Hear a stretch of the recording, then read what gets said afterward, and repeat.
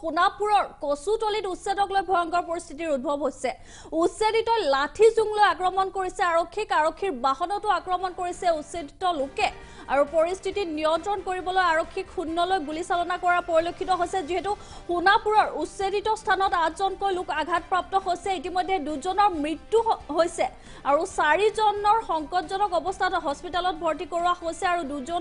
দুজনে যিহেতু সামান্য আঘাত পাইছে। ইয়াৰ বিপৰীতে চক্ৰ বিষয়াসহ প্ৰশাসনৰ 5জনকৈ লোক আঘাতপ্ৰাপ্ত হৈছে আৰু নিহত প্ৰতিবাদকাৰী হাইদৰ আলী, তেখেতৰ বয়স হৈছে 25 বছৰ আৰু নিহত প্ৰতিবাদকাৰী জবাহিদ। ইয়াৰ বিপৰীতে কিন্তু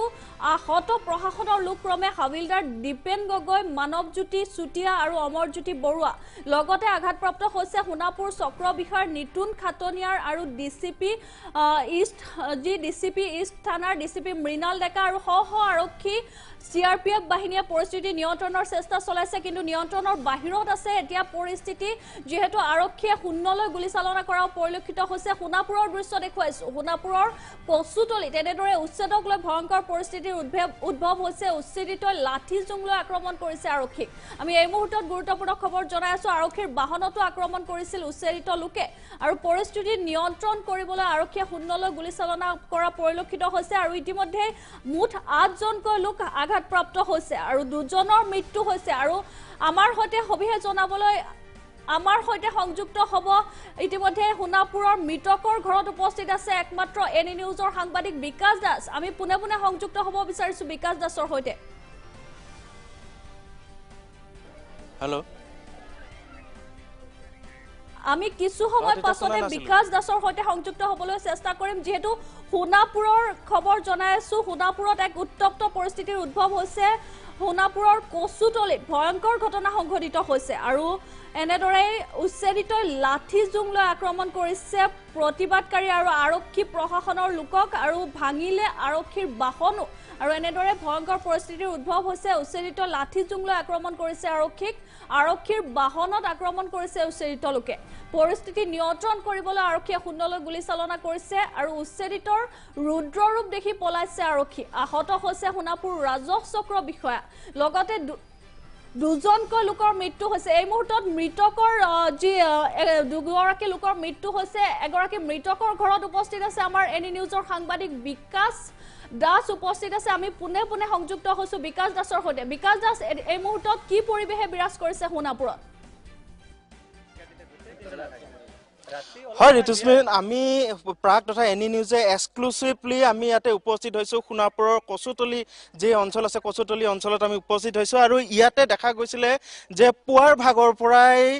ইয়াৰ যিসকল প্ৰশাসনৰ লোক আছিলে, প্ৰশাসনৰ লোকৰ লগতে আৰক্ষীৰ লোক আহি ইয়াতে উপস্থিত হৈছিলে। যিহেতু ইয়াৰ কিছুদিন পূৰ্বে এই ঠাইতে উচ্ছেদ অভিযান চলিছিলে, ইয়াৰ কচুতলিৰ বিভিন্ন ঠাইত উচ্ছেদ অভিযান চলিছিলে আৰু উচ্ছেদ অভিযানৰ পিছতে আৰক্ষী তথা ইয়াৰ যি স্থানীয় প্ৰশাসন আছে, চক্ৰ বিষয়াকে ধৰি স্থানীয় প্ৰশাসন আহি ইয়াতে উপস্থিত হৈছিলে আৰু উপস্থিত হৈ ইয়াৰ যি সমগ্ৰ যি পৰিৱেশ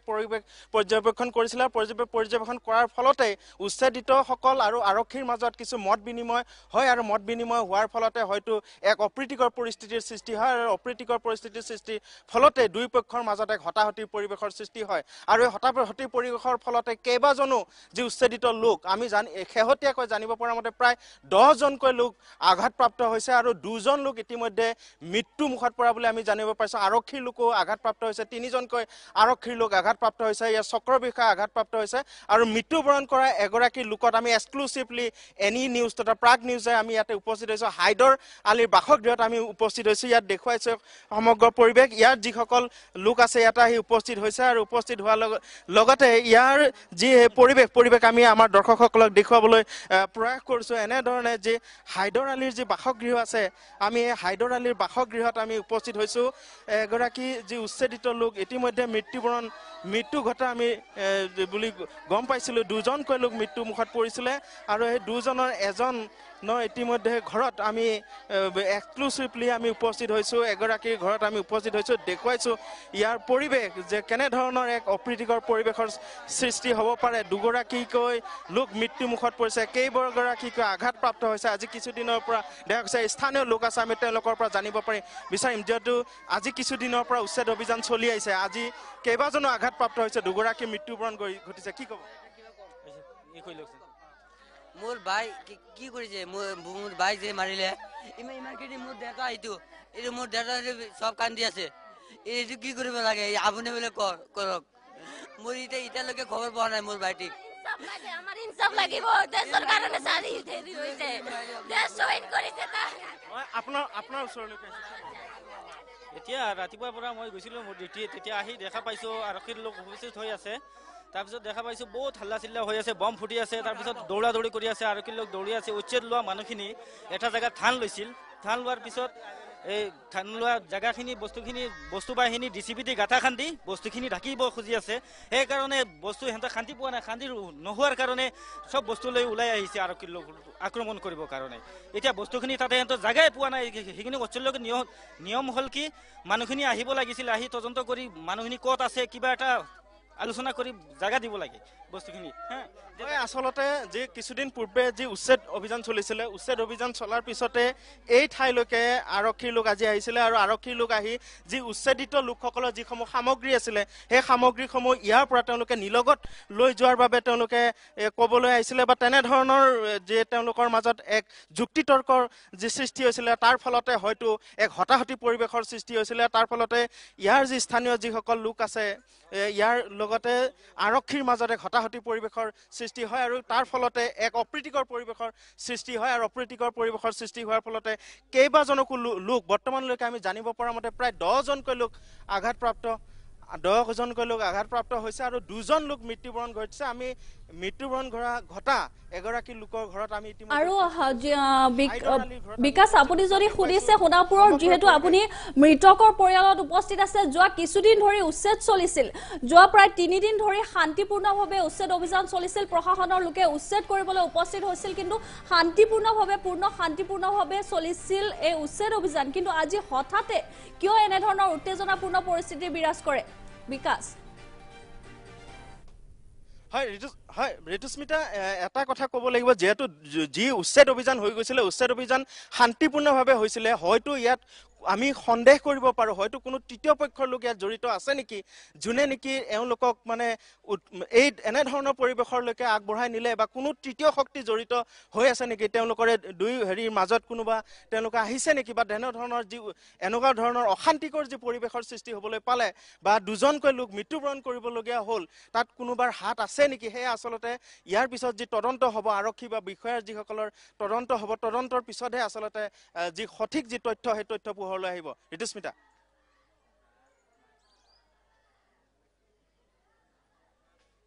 প্ৰতিবাদকাৰীৰ হাতত এনেদৰে লাঠি জোং লৈ প্ৰতিবাদ সাব্যস্ত কৰিছিল প্ৰতিবাদকাৰীসকলে কিন্তু প্ৰশাসনৰ উপস্থিতিত এনেধৰণে প্ৰতিবাদকাৰীসকলে উগ্ৰ মূৰ্তি ধাৰণ কৰিছিল প্ৰশাসনৰ লোক আচলতে মুষ্টিমেয় পৰ্যায়ৰ প্ৰশাসনৰ লোক উপস্থিত নাছিল নেকি সেই সময়ত বিকাশ ঋতুস্মিতা যে প্ৰথম পৰ্যায়ত যি তেওঁলোকে আহিছিলে তেওঁলোকে এটা জাননী দিবলৈ অহা বুলি আমি জানিব পাৰিছোঁ এটা খুব কম সংখ্যক যি প্ৰশাসনৰ লোক আছিলে বা আৰক্ষীৰ লোক তেওঁলোকে আহিছিলে কিন্তু পৰৱৰ্তী পৰ্যায়ত তেওঁলোকৰ যি আৰক্ষীৰ যি পৰিমাণ বৃদ্ধি কৰা হৈছে আৰু তেওঁলোকৰ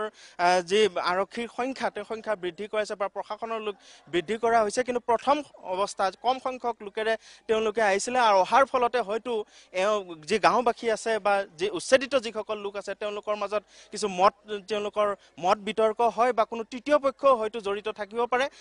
তাৰ ফলতে হয়তো আজিৰ এই যি পৰিস্থিতি সেই পৰিস্থিতি উদ্ভৱ হ'বলৈ পালে আৰু সমগ্ৰ যি পৰিৱেশ বা এই পৰিস্থিতি হ'বলৈ পালে আচলতে ইয়াৰ পিছত যে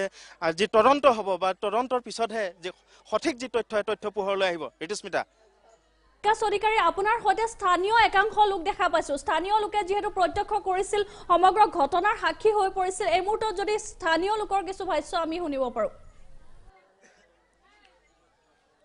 হয় নিশ্চয়কৈ মই চেষ্টা কৰিম স্থানীয় লোকৰ কিছু ভাষ্য ল'বলৈ যে এইকেইদিন যিহেতু ইয়াতে আপোনাৰ ওচৰলৈকে আহিছোঁ যিহেতু এইকেইদিন উচ্ছেদ চলি আছিলে উচ্ছেদ চলাৰ পিছতে আজি এনেধৰণৰ এক অভাৱনীয় পৰিৱেশৰ সৃষ্টি হ'বলৈ পালে আপুনি ইয়াৰ প্ৰত্যক্ষদৰ্শী কি ক'ব চাওক চৰকাৰে যিটো পৰিস্থিতি লৈছে এটা সম্প্ৰদায়ৰ ওপৰত এনেকুৱা অত্যাচাৰ চলোৱাটো ইমান ঠিক নহয় বা যিটো উচ্ছেদ হৈছে উচ্ছেদটো বহুত শান্তিপূৰ্ণভাৱে হৈছে তাৰ পিছতে এনেকুৱা হোৱা হ'ব নাছিল শান্তিপূৰ্ণ যেহেতু উচ্ছেদ হৈ গৈছে ইতিমধ্যে আৰু হয় আজিৰ যি অভাৱনীয় পৰিস্থিতিৰ সৃষ্টি হ'ল ইয়াত কোনোবা তৃতীয় পক্ষ আছে নেকি যোনে নেকি এনেকুৱা ধৰণৰ পৰিৱেশৰ সৃষ্টি কৰিবৰ কাৰণে প্ৰয়াস কৰিছে হয়তো কচুতলি